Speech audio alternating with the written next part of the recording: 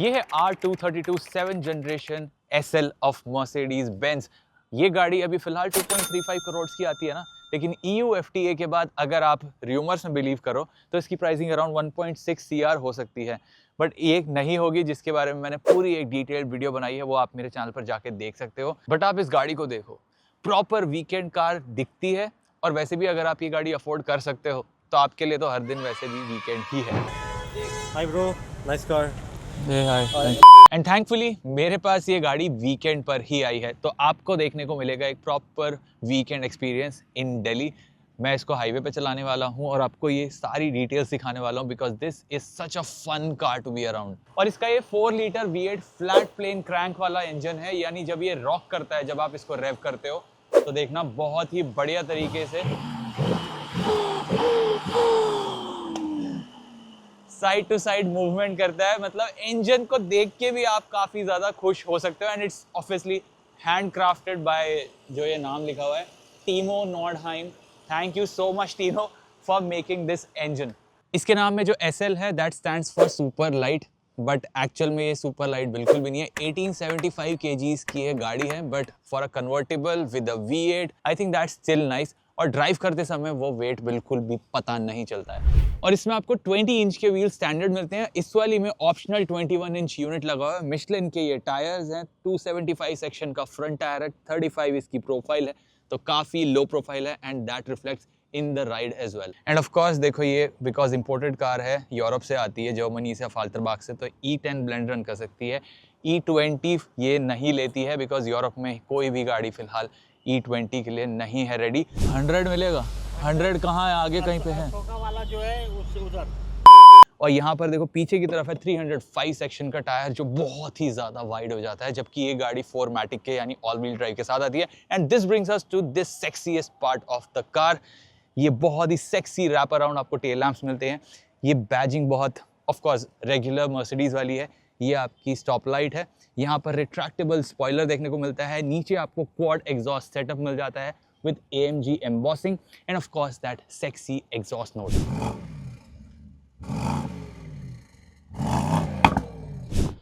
And of course इस गाड़ी में कोई सामान लेके नहीं जाएगा, आपके साथ एक एस्कॉर्ट कार चलनी पड़ेगी, इसलिए बड़ा सा बूट नहीं है। यहाँ पर 240 लीटर्स का है, बट अगर आपकी रूफ डाउन हो गई तो वो और कम हो जाता है। एंड यहाँ पर देखो स्पेयर व्हील भी है। ये स्पेयर व्हील देख लो, बहुत ही छोटा है। This is just for emergency purposes. 185 section का ये विड्थ में टायर है एंड बहुत कम सामान आएगा। मे बी आपके 2-4 गुची प्राडा के बैग्स आ जाएंगे, but otherwise this is not for a lot of storage. And इसमें रियर व्हील स्टीयरिंग भी मिलता है, which increases stability on higher speeds and reduces turning radius on low speed. So at night ये बहुत ही sexy cabin लगता है। अभी ये देखो, इसका जो इंजन स्टार्ट स्टॉप का बटन है ये पल्स कर रहा है थोड़ा सा। I will press the brake and then this lights ऐसा प्ले करती हैं, मूव भी करती हैं इसकी लाइट्स। अभी एम्बिएंट लाइटिंग वगैरह आ गई है, मैं आपको दिखाता हूँ एक बार इसका बाहर से लाइटिंग सेटअप कैसा लगता है। सो फिलहाल इस वाली कार में कोई पडल लैंप नहीं है, बट फ्रंट लुक ऐसा है हेड लैंप्स का एट नाइट। टेल लैंप्स का लुक ऐसा है। एम्बिएंट लाइट्स की नॉट डिटेक्टेड आ गया है।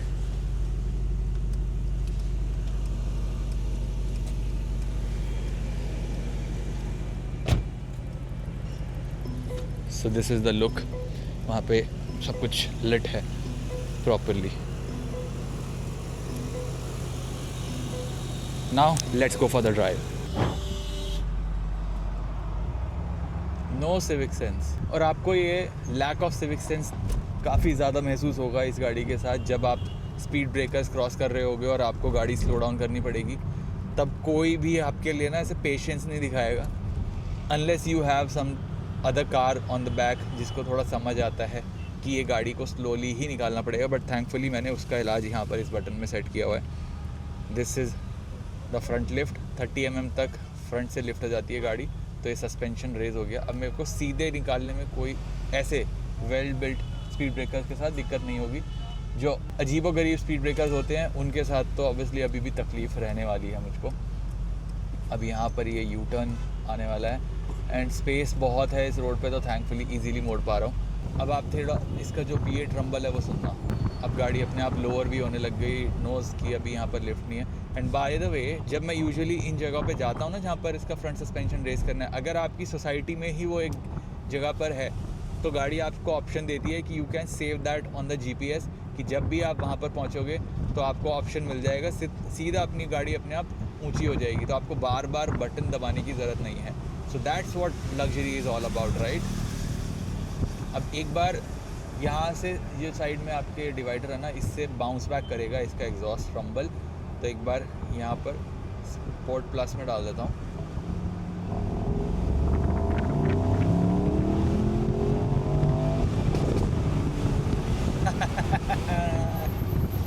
Crazy thing, no?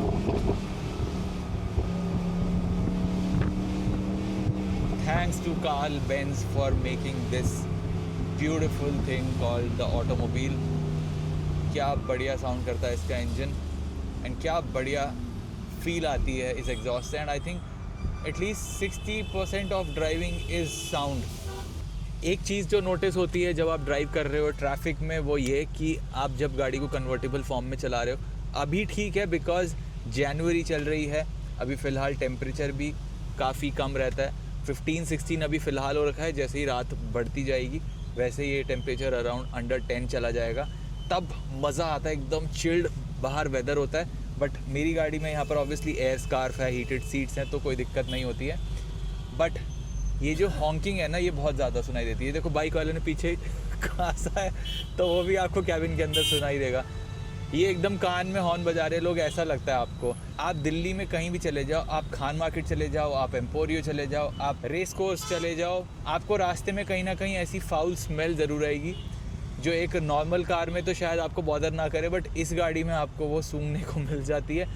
And I don't think you would appreciate it when you're driving something like this. आप definitely कोई महंगा परफ्यूम पहन के बैठे हो और उसके साथ वो जो स्मेल मिक्स होगी ना, I'm sure nobody is gonna like that. So that's one thing that makes convertible like something that like a unicorn, जो इंडियंस को डेफिनेटली सूट नहीं करेगा। एंड इसीलिए ये वीकेंड पार्टी कार मैं इसको बुला रहा हूँ, बिकॉज यहाँ पे जो एम्बियंस है और एम्बियंट लाइटिंग है शाम को, इनको देख के फील तो ऐसी आती है कि पार्टी मोड ऑन कर दो। अगर आपका मूड थोड़ा ख़राब है तो आप इसमें जा सकते हो, बट बी एडवाइस कि अगर आपको ट्रैफिक मिल रहा है और आपके आसपास थोड़े ज़्यादा अग्रेसिव ड्राइवर्स हैं, बिकॉज इस कार के साथ ये होता है कि इसके आसपास लोग ना बहुत अग्रेसिव कट्स करेंगे। वो जेन्युइनली भी थोड़ा इंटरेस्टेड हो सकते हैं, बट कुछ लोग out of jealousy, pure jealousy मैंने नोटिस करी है उनकी आँखों में, कि they would probably try to do some dink, put a ding on your car, या फिर आपको थोड़ा डराएंगे। और आप डर भी सकते हो बिकॉज आपकी गाड़ी काफ़ी महंगी है। आपसे रिएक्शन लेने की कोशिश काफ़ी ज़्यादा करते हैं लोग, और आपको एकदम ऐसा पत्थर बन के चलना होता है, स्टोन फेस रख के, जो मुझे तो वैसे कोई दिक्कत नहीं है वो करने में। आपका जो मूड बूस्टिंग यहाँ पर आप एक्सपीरियंस करना चाह रहे हो ना, वो हो सकता है कि इस गाड़ी के साथ एक्चुअल में बस्ट ही हो जाए, और उसमें गाड़ी का कोई कसूर नहीं है। It's about Indian conditions. सब लोग अपनी अपनी जल्दी में जा रहे हैं। अब मुझे पता है कमेंट यही आएगा कि तू गाड़ी चला रहा है तो तेरे लिए सब रुक जाएं और ये वो, but it's just about courtesy. And I am notice कि मैं इज्जत से बात भी करूँ तो कमेंट में जिस लोग तू करके बात करते हैं, कहाँ से आती है ये हरकतें मेरे को नहीं समझ आता, बट इट्स ओके। इंटरनेट है, इंडिया अभी भी फ्री कंट्री है, तो आप कर सकते हो, ये सब करो आराम। बाकी तो देखो राइड काफ़ी स्टिफ है when you drive it on Noida roads. आप अनलेस एकदम राजपथ वाले रोड्स पर चला रहे हो, आपको इसकी राइड काफ़ी ज़्यादा स्टिफ लगने वाली है। एंड अगर ऊबड़ खाबड़ रोड आ गई तो अंदर सब ऐसे जिगली पफ की तरह एकदम वॉबल हेड बन जाते हैं, तो वो आपको ध्यान रखना है। उसके लिए आपको काफ़ी स्लो करना पड़ेगा। और ये जो स्पीड ब्रेकर्स हैं, अभी यहाँ पर अगर मैं स्लो करूँगा ना, मेरे पीछे देखना आप हॉन्किंग कितनी तेज़ होगी। अभी इस रोड पर आने वाले हैं, मुझे पता है, तो एक बार जाते हैं वहाँ पे और फिर हम देखेंगे Indian civic sense at its peak. ये छोटे छोटे से जो ये पुल होते हैं ना, इनसे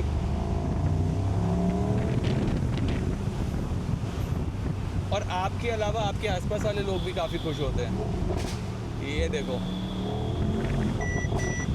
you paid for this entertainment but everyone else is also enjoying this. एक बार गाड़ी वापस लिफ्ट कर देते हैं।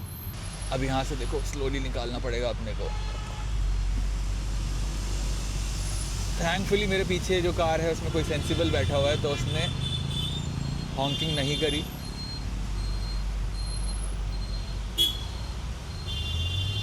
बट हॉन्किंग हमारा जन्मसिद्ध अधिकार है यहाँ पर। एक कूल डाउन पीरियड हो ना एक हॉर्न के बाद तो बेटर रहेगा। ये वाला स्पीड ब्रेकर थोड़ा मुश्किल लग रहा है मुझे। बाइक्स तो बिल्कुल भी स्लो नहीं होंगी।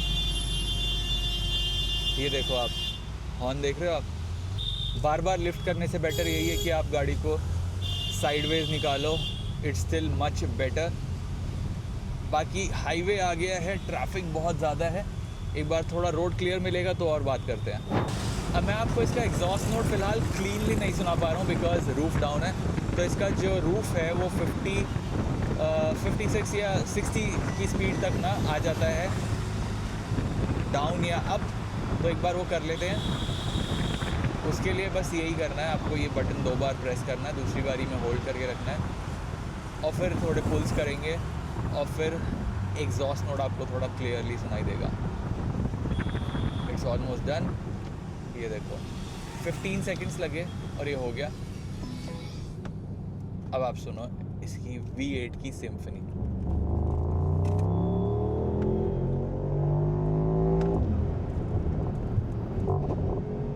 This is 460 या 470 horsepower, 700 newton metres and 9 speed gear box. बहुत ही बढ़िया कॉम्बिनेशन है and it's all about the sound.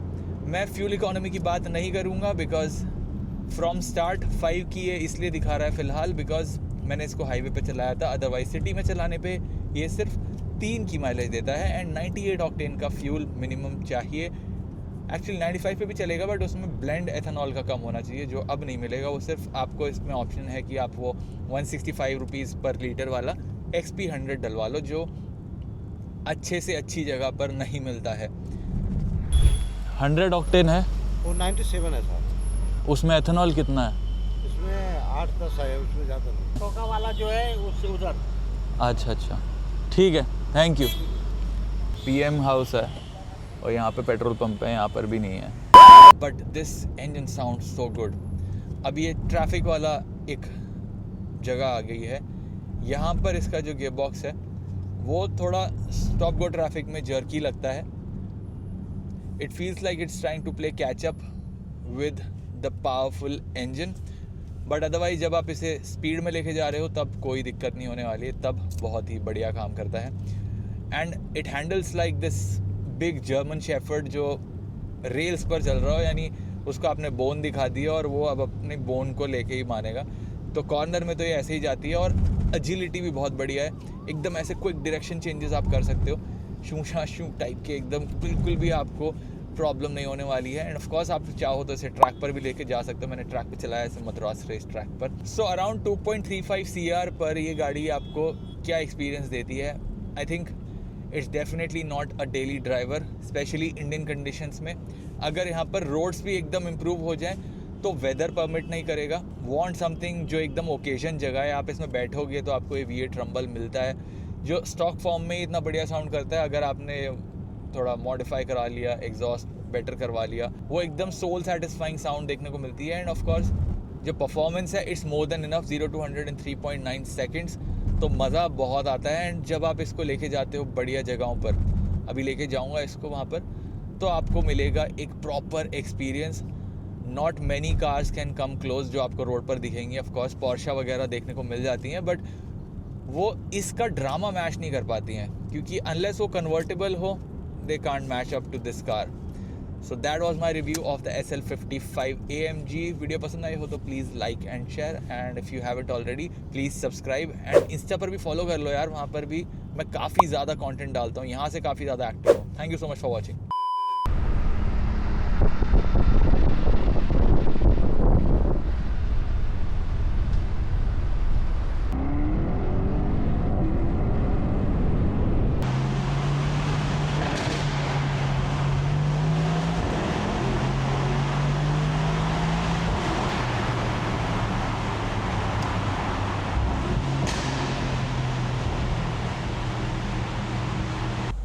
Page है आपका?